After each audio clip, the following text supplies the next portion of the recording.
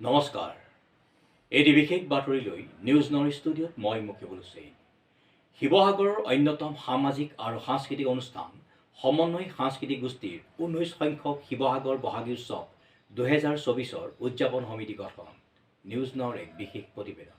শিৱসাগৰৰ অন্যতম সামাজিক আৰু সাংস্কৃতিক অনুষ্ঠান সমন্বয় সাংস্কৃতিক গোষ্ঠীৰ উদ্যোগত সাধাৰণ জাতি সুৰক্ষা সন্মিলন অসমৰ সৌজন্যত আৰু যুৱ সাংবাদিক সন্থা অসম শিৱসাগৰ জিলা সমিতিৰ সহযোগত শিৱসাগৰ দৌলপথ বৰাত জুৱেলাৰ্ছৰ সন্মুখত বিগত বৰ্ষসমূহৰ দৰে এইবাৰো 19 সংখ্যক শিৱসাগৰ বহাগী উৎসৱ 2024 উদযাপনৰ অৰ্থে আজি শিৱসাগৰ চৰকাৰী মজলীয়া বিদ্যালয়ত এখন ৰাজহুৱা সভা অনুষ্ঠিত হৈ যায়।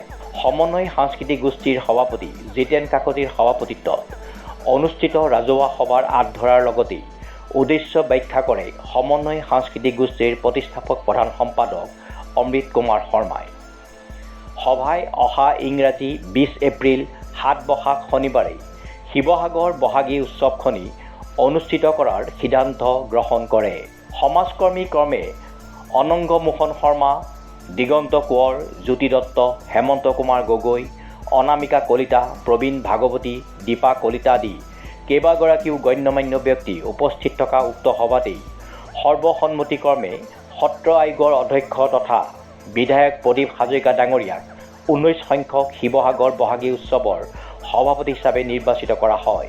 আনহাতে ৱাৰ্ড আয়ুক্ত সমীৰ দত্তক সম্পাদকৰ দায়িত্ব অৰ্পণ কৰি এক শক্তিশালী উদযাপন সমিতি গঠন কৰা হয়।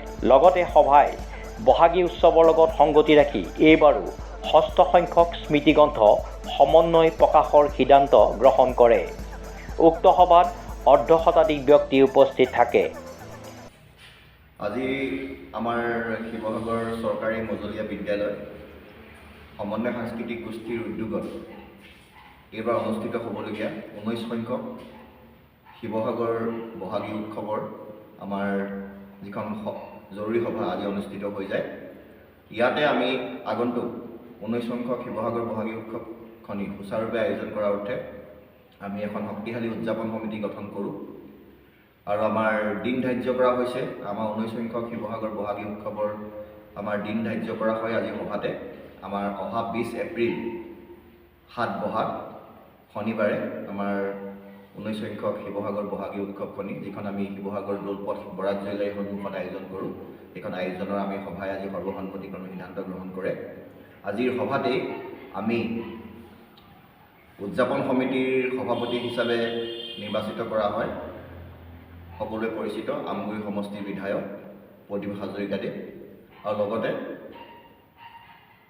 সম্পাদক হিচাপে আমাৰ ৱাৰ্ড কমিশ্যনাৰ সমীৰ দত্তক সম্পাদকৰ দায়িত্ব অৰ্পণ কৰাকে ধৰি আমাৰ এখন শক্তিশালী 19 সংখ্যক শিৱসাগৰ বহাগী উৎসৱৰ উদযাপন সমিতি গঠন কৰা হয়।